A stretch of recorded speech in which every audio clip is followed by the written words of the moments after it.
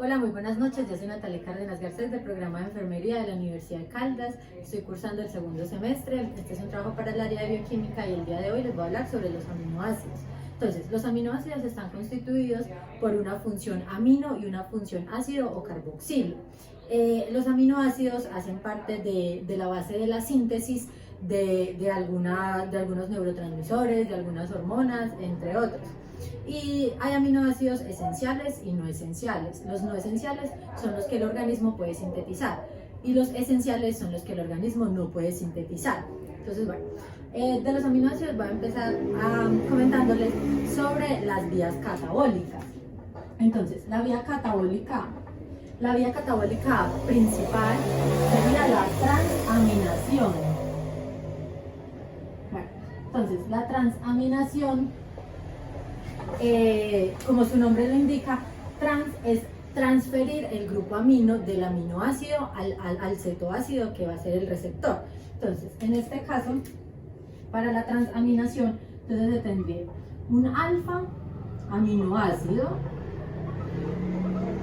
que va pues a reaccionar con un sustrato, y el sustrato sería el alfa cetoácido. Entonces, este aminoácido es el que va a aportar la función amino que va a recibir, en este caso, pues el receptor del sustrato, que sería el alfa-cetoácido. Entonces, esto por medio de una aminotransferasa,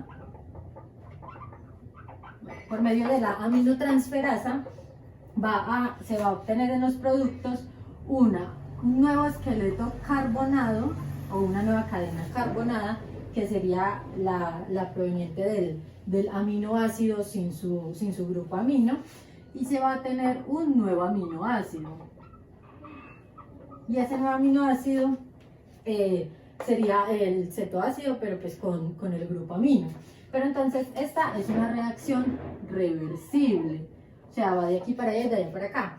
Y la aminotransferasa es una isocima, que esto quiere decir que hay aminotransferasas citosólicas y mitocondriales. Entonces, en medio de esta reacción va a entrar también la coenzima, pues va a jugar un papel importante, la coenzima piridoxalfosfato. Bueno, la piridoxalfosfato, la cual va a permitir, junto con la aminotransferasa, que el aminoácido transfiera su grupo amino al cetoácido, que va a ser el receptor. Entonces, ese piridoxalfosfato va a reaccionar junto con el aminoácido y me va a dar en los productos una base de Schiff. Bueno, entonces, ya teniendo la unión del piridoxalfosfato y del aminoácido, la aminotransferasa lo que va a hacer es que va a coger de la base de Schiff el resto cetoácido y va a dejarle el grupo amino. Y ese grupo amino, pues después se va a unir a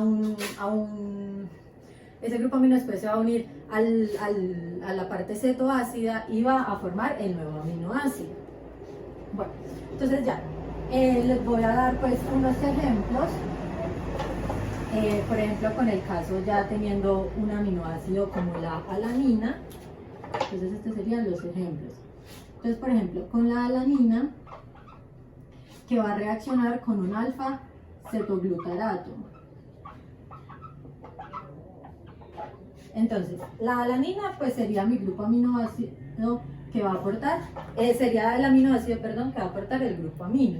Y el alfa-cetoglutarato pues sería el receptor, en este caso el cetoácido, porque tiene su porción cetona y su porción, o pues ceto y su porción ácido. Bueno, entonces estas dos, por medio de la alanina, aminotransferasa, y también va a haber presencia pues del piridoxalfosfato, que lo voy a expresar con PP, como coenzima. Entonces lo que va, como el nombre lo indica, va a transferir el grupo amino de la alanina al alfa-cetoglutarato, y esto lo que se me va a obtener en los productos pues va a ser en este caso, bueno, la alanina aminotransferasa es también conocida como GPT. por el glutamato piruvato transferasa. Entonces, se me va a obtener piruvato en los productos y glutamato. Entonces, este piruvato sería la alanina, pero sin el grupo amino. O sea, sería la cadena carbonada o el esqueleto carbonado. Y el glutamato sería el alfa-cetoglutarato, pero con ese grupo amino que recibió. Y bueno, como ya lo mencioné, también está la presencia del piridoxalfosfato. También el otro ejemplo sería con el aspartato, que sería nuestro aminoácido que va a aportar el grupo amino, y este va a reaccionar junto con el alfa-cetoglutarato, otra vez, pues porque el alfa-cetoglutarato se usa como el receptor pues en general para este tipo de reacciones. Y bueno, entonces en presencia de la aspartato aminotransferasa, y acá también pues va a haber presencia del piridoxalfosfato como coenzima, y pues este aspartato aminotransferasa también es conocido como GOT por glutamato oxaloacetato transferasa. Acá lo que se me va a obtener es oxaloacetato más el glutamato. Entonces, este oxaloacetato es el mismo aspartato, pero sin el grupo amino. Entonces es la cadena carbonada. Y el glutamato, pues, es el alfa-cetoglutarato con el grupo amino que recibió. Y bueno, por este lado, listo. Todos los aminoácidos, o sea, cualquiera de los aminoácidos va a reaccionar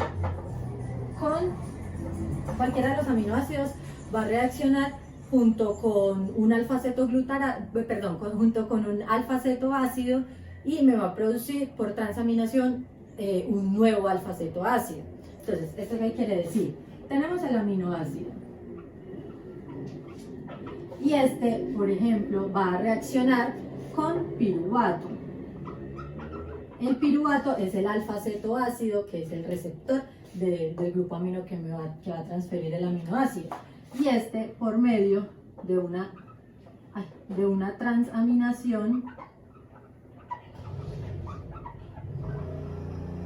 por medio de la transaminación se va a convertir en el nuevo alfa-cetoácido y en alanina. Entonces, este alfa-cetoácido es la cadena carbonada del aminoácido, sin el grupo amino, y la alanina es el mismo piruvato con el grupo amino que recibió. Y el otro caso, pues, o sea, cualquiera de los aminoácidos en general, por ejemplo, que va a reaccionar con el oxaloacetato. Y también lo mismo, en presencia de una transaminación, se va a obtener también el alfa-cetoácido, y pues en este caso se obtendría aspartato. Y entonces acá lo mismo, el alfa-cetoácido es la cadena carbonada del aminoácido sin el grupo amino, y el aspartato es el mismo oxaloacetato pero con el grupo amino que recibió. Entonces, pues las voy a señalar como AA. Tanto la alanina como el aspartato van a reaccionar con el alfa-cetoglutarato, y por medio de una transaminación me van a producir un alfa-cetoácido y glutamato.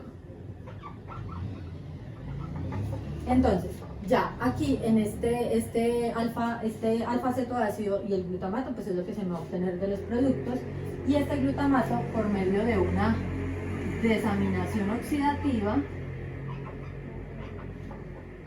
va a recuperar el alfa-cetoglutarato, que sería de acá, va a recuperar ese alfa-cetoglutarato, y se me va a obtener también amoníaco,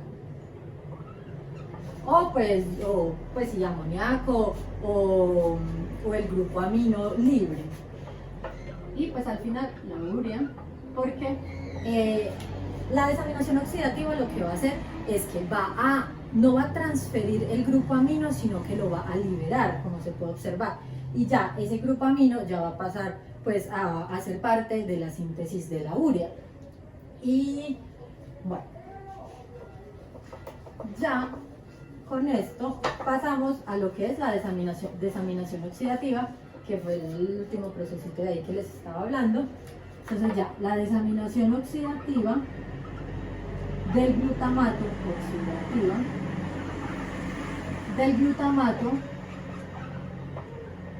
como su nombre lo indica, es quitarle completamente el grupo amino al glutamato. Entonces este se hace por medio de L-glutamato. Es L porque el organismo trabaja solamente con aminoácidos de tipo L.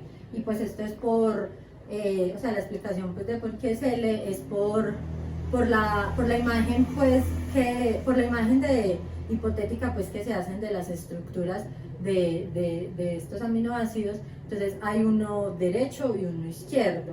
Entonces el L significa izquierdo y pues los que son D es porque son derecho.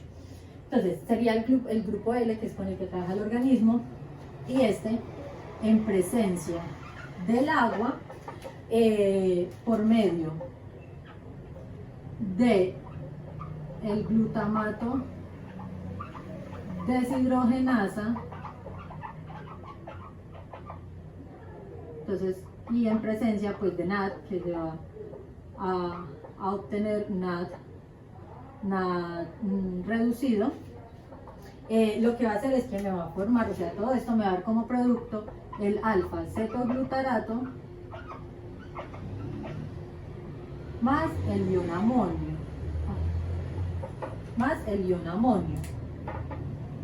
Entonces, la glutamato deshidrogenasa lo que va a hacer es que le va a quitar hidrógenos al glutamato, es decir, lo va a oxidar, y lo va a oxidar en forma de alfa-cetoglutarato.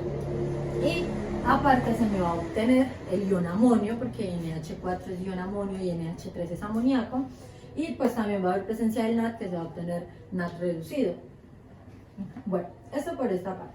Entonces, ahora, ¿qué se va a hacer con este ion amonio pues, que se me obtuvo pues, libre de la desaminación oxidativa? Entonces, surge esa pregunta, pues como qué se va a hacer con ese ion amonio. Entonces, este sirve para la formación de la glutamina. Entonces voy a poner acá las iniciales, formación de la glutamina. Entonces, partimos otra vez de la L-glutamato, la cual se va a aminar, o sea, es decir, se le va a añadir un grupo amino. Entonces, ¿qué me quiere decir? Que esta L-glutamato va a sufrir una desaminación oxidativa, o también puede agregársele ese ion amonio libre, pues el ion amonio que se liberó, o el grupo amino que se liberó. Y esta, por medio de la glutamina, voy a poner acá arribita, de la glutamina sintetasa en presencia de ATP y de magnesio como cofactor, lo que va a hacer es que aquí se me va a obtener lo que es la glutamina.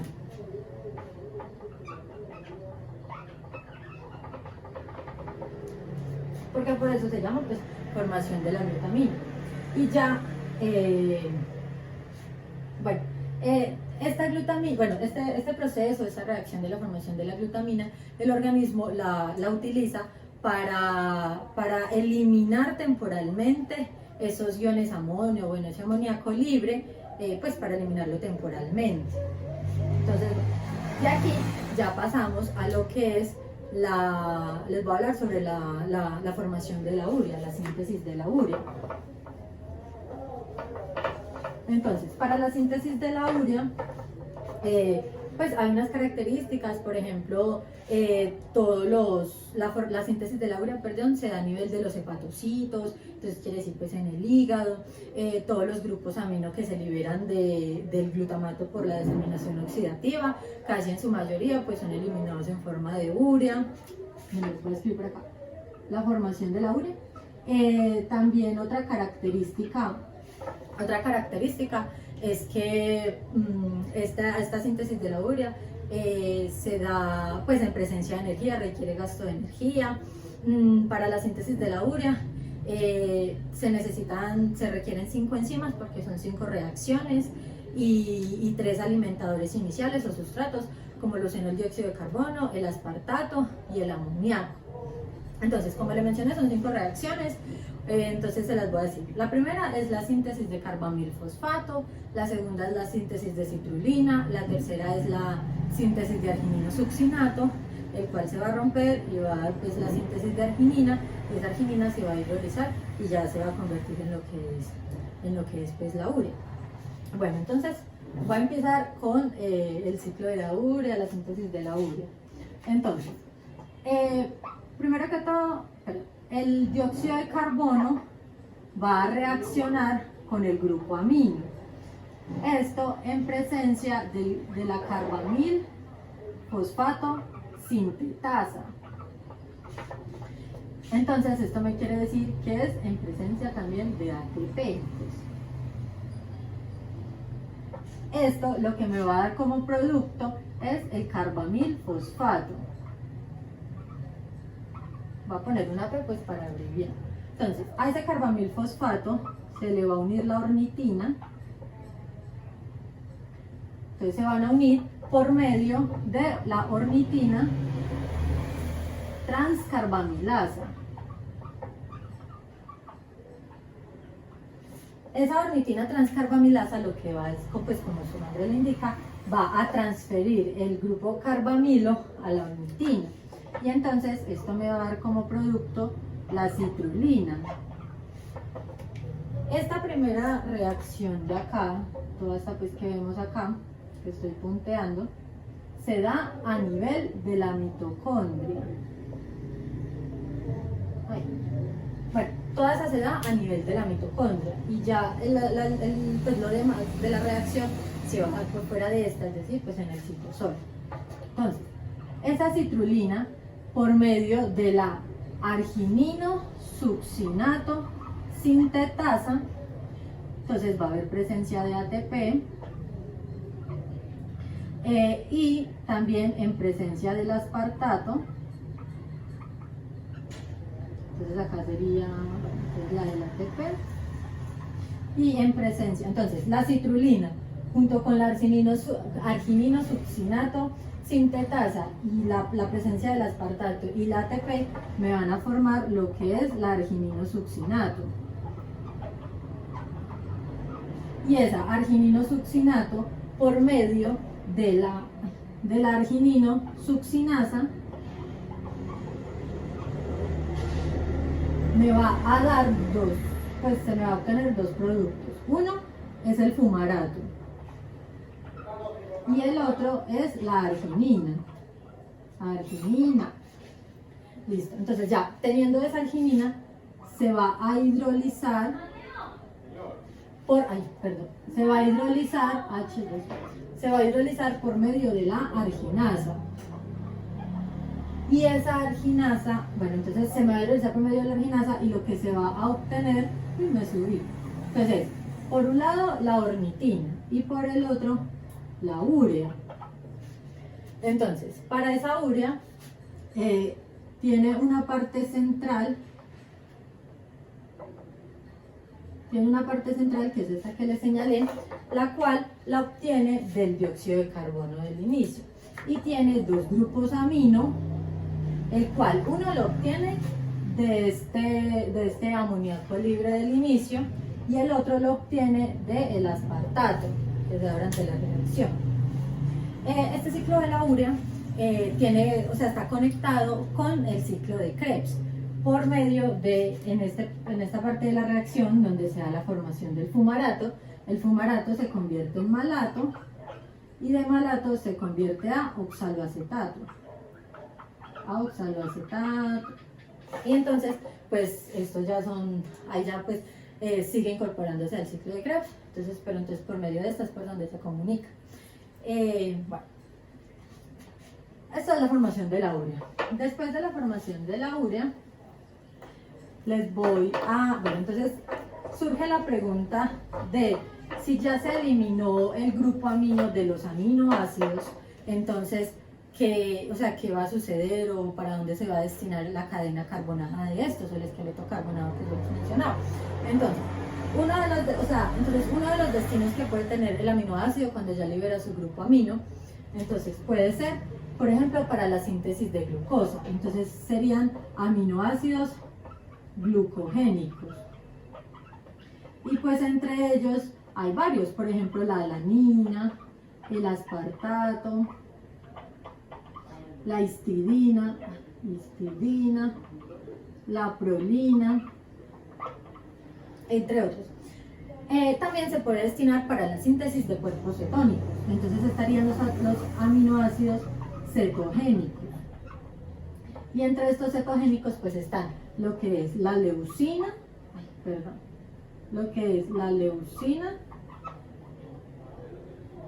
y la lisina.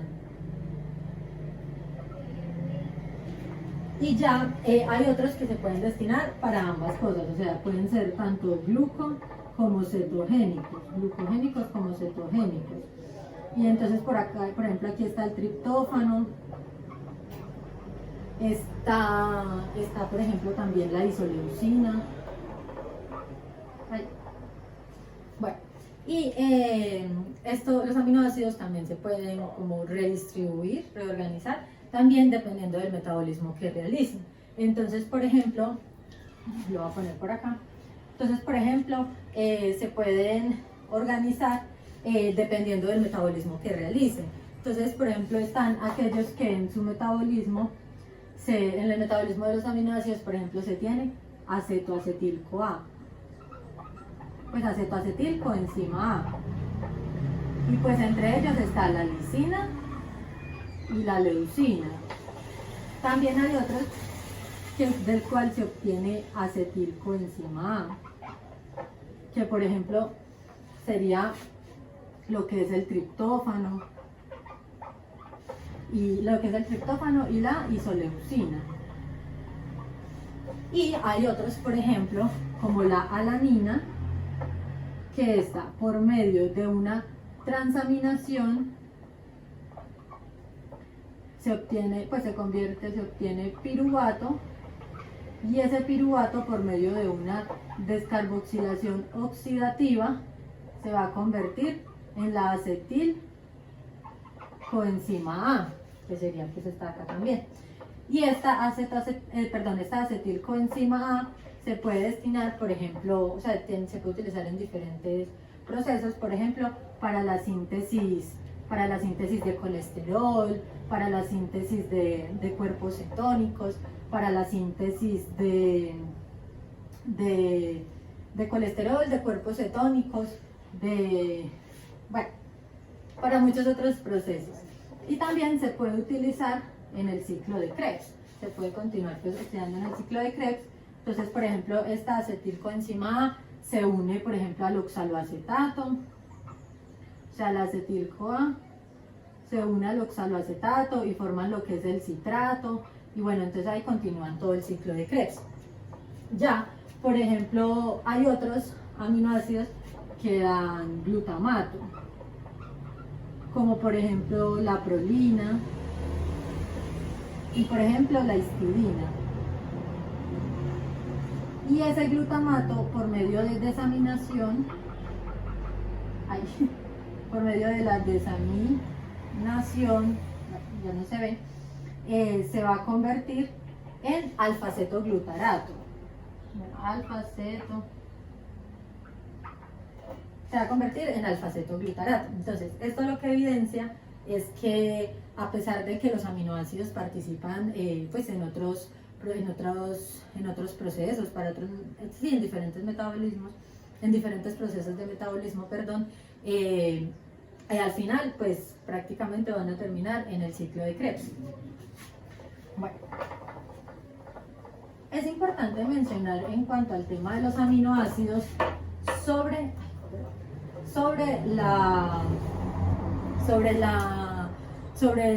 el metabolismo de la fenilalanina y la tirosina, porque estas o sea, el cuerpo las va a utilizar para la síntesis de las catecolaminas. Entonces acá sería pues metabolismo de fenilalanina y de tirosina para la síntesis de catecolaminas, que las catecolaminas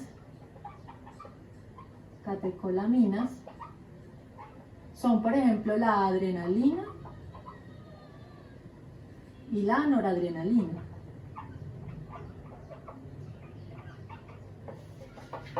Bueno, entonces, para este proceso se inicia con la L-fenilalanina, la cual por medio de una fenilalanina hidroxilasa, o sea, va a añadirle un hidroxilo, se va a convertir en L-tirosina. Y esa L-tirosina, por medio de una tirosinasa, también va a incorporar hidroxilo, se me va a convertir en 3,4 dihidroxifenilalanina. Entonces, dihidroxifenilalanina. Bueno, entonces la tirosina es la misma fenilalanina, pero con un hidroxilo de más.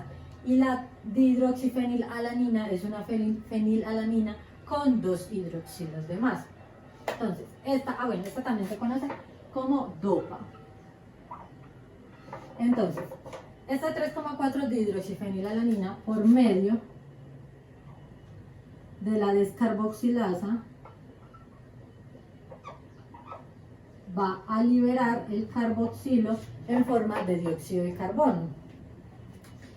Entonces, se va a obtener la dopamina. Esa dopamina, por medio de la dopamina hidroxilasa, va pues, a añadir un hidroxilo y va a formar lo que es la noradrenalina.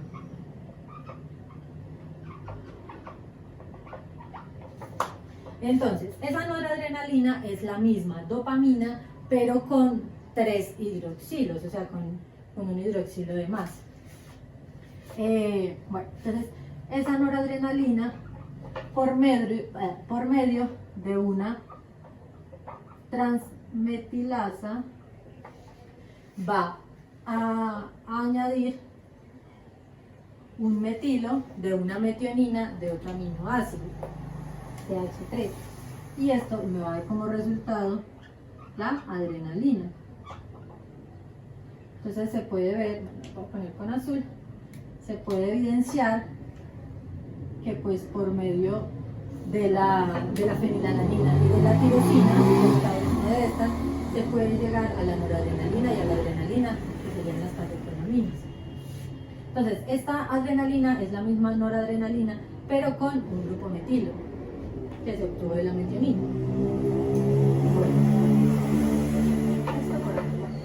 Entonces, también es importante mencionar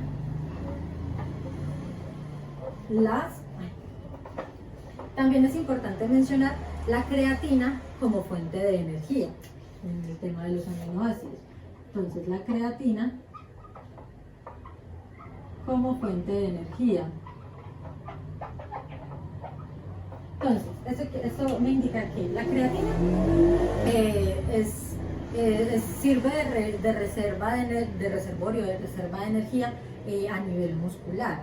Entonces, esta, por medio de la arginina y la glicina, arginina y la glicina, por medio de una transaminidasa,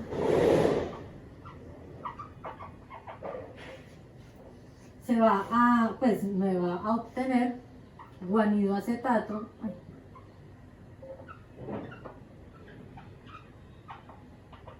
Se va a obtener guanidoacetato más, va a ser con azul, guanidoacetato más ornitina. Pero entonces, pues acá la que importa, pues por ahora es la guanidoacetato. Entonces, esa guanidoacetato,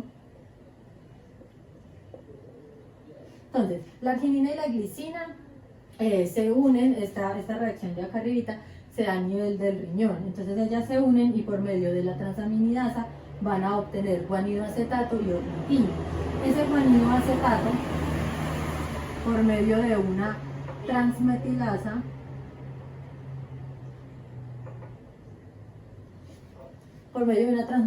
entonces es decir que va a añadir el metilo de una metionina, y me va a dar pues ya como resultado la creatina.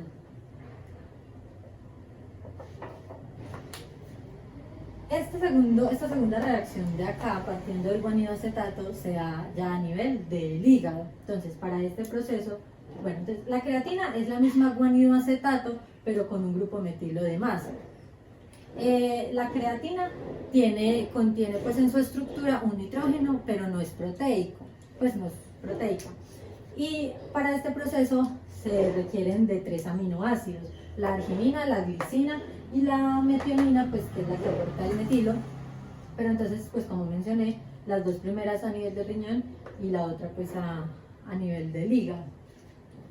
Y bueno, ya teniendo esa creatina, se menciona la parte de la síntesis de la creatinina. Entonces, ahora les voy a hablar sobre la creatinina. Entonces, esa creatinina, pues es reservorio de energía a nivel, la creatina, perdón, es reservorio de energía a nivel muscular, almacena los grupos pues fosfato que obtiene del ATP. Entonces, la creatina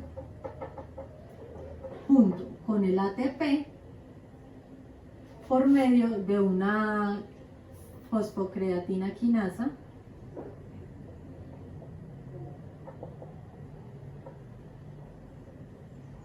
me va a obtener, bueno, se va a obtener lo que es la creatina fosfato, o pues también llamada fosfocreatina. Entonces, esa fosfocreatina o creatina fosfato va a pasar, la fosfocreatina es inestable. Entonces, cuando el músculo utiliza la energía, entonces se rompen los enlaces de alta energía, y al ser inestable, esta lo que va a hacer es que se va a ciclar rápidamente, hidrolizándose y perdiendo su fosfato. Y lo que se me va a producir es la creatinina.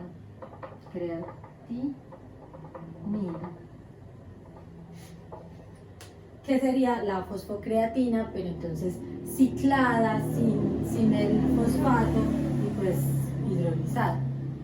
Y ya esta creatinina la creatinina es utilizada también a nivel pues, de los médicos, por ejemplo, para mirar cómo está el funcionamiento de los riñones a través de la depuración de la creatinina. La creatinina es secretada por la orina y pues es el producto de desecho principalmente del metabolismo del músculo. Y ya, eso es todo.